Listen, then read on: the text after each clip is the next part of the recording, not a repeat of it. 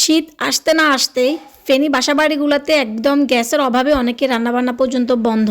গ্যাসের পাশাপাশি অনেকেই আবার বাসাবাড়িতে সিলিন্ডারও রাখতেছে। যাদের দেখা যায় যে সামর্থ্য নেই সিলিন্ডারও রাখার পাশাপাশি, তাদের অবস্থা তো আরো বেশি করুন। বাচ্চাদের স্কুল থাকে, মাদ্রাসা থাকে, বড়দের কাজে যাওয়া লাগে। আর তো যে পরিমাণে শীত পড়তেছে, বড় ছোট সবার জন্য একদম গরম পানিটা আমার মনে হয় যে ফরজ হয়ে গেছে।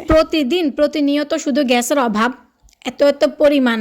কেউ তো একদম ভোর 4টা বাজে উঠে রান্নাবান্না শুরু করে দেয়। 8টা-9টা বাজতেই দেখা যায় যে অনেকের একদমই গ্যাস একদমই থাকে না। হুট করে যদি কারো বাসায় একজন মেহমান চলে আসে না বলে, বিশেষ করে যাদের বাসায় সিলিন্ডারের কোনো ব্যবস্থা নেই, তাদের অবস্থা তো আরও বেশি খারাপ।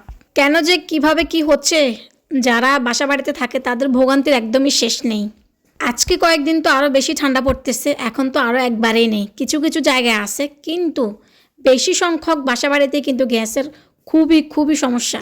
সকাল উঠে 4টা-5টা বাজে উঠে যদি রান্নাগুলো করে, দুপুরবেলা যদি খায় এই খাবারগুলা, তাহলে একটা মানুষ তো এমনিতেই অসুস্থ হয়ে যাবে।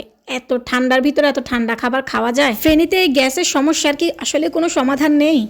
এত মানুষের কষ্ট, এত মানুষের ভোগান্তি, এর কি কোনো শেষ নেই?